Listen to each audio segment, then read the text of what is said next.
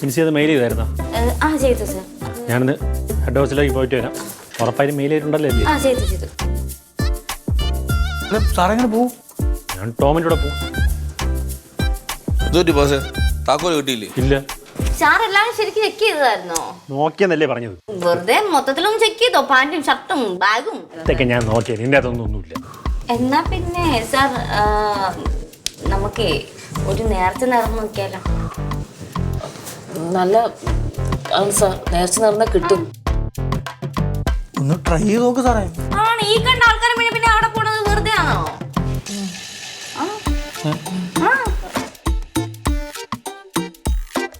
ശരിക്കൊക്കെ നോക്കിയായിരുന്നല്ലോ sir. അന്നെങ്കിൽ ഒന്ന് ശരിക്ക് ആത്മാർത്ഥമായിട്ട് ഇങ്ങനെ ഇരുന്ന് നന്നായിട്ട് പ്രാർത്ഥിക്കണേ. കണ്ണടയ്ക്കണം സാർ. ഇങ്ങനെ നിസാരമായിട്ട് കണ്ടത് ഭക്തിയാണ് ഇമ്പോർട്ടന്റ്.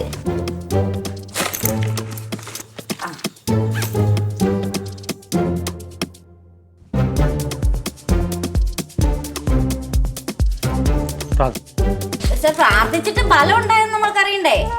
അതിന് ബാഗൊക്കെ ഒന്ന് ശരിക്കും പാന്റും ബാഗും ഷർട്ടും മൊത്തത്തിൽ ചെക്ക് ചെയ്തോ? മാതാവ് എങ്ങനെ അത്ഭുതം പ്രവർത്തിക്കുന്നത്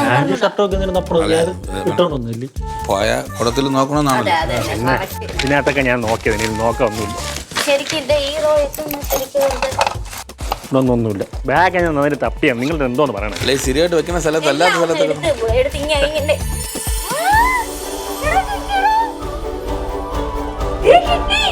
ഇതിന്റെ അതില്ലായിരുന്നു. ഞാൻ അപ്പഴേ പറഞ്ഞില്ലേ പരിമലപ്പള്ളി വെറുതെയാ. സുമ്മാ സാർ എന്നാണ് നേർച്ച നേർന്നത് അത് തന്നെ അങ്ങ് ചെയ്യണം കേട്ടോ. വലിച്ചതല്ലേ നേർച്ച നേർന്ന്? അല്ല, അതിന് ഇത് ഞാൻ ഇതിനകത്തൊക്കെ നോക്കിയാണ്. ഞാൻ നോക്കി ബാഗിനകത്ത് താക്കോലും വെച്ചിട്ട് ഈ ഓഫീസ് മുഴുവൻ അരിച്ച് പറക്കി വെറുതെ.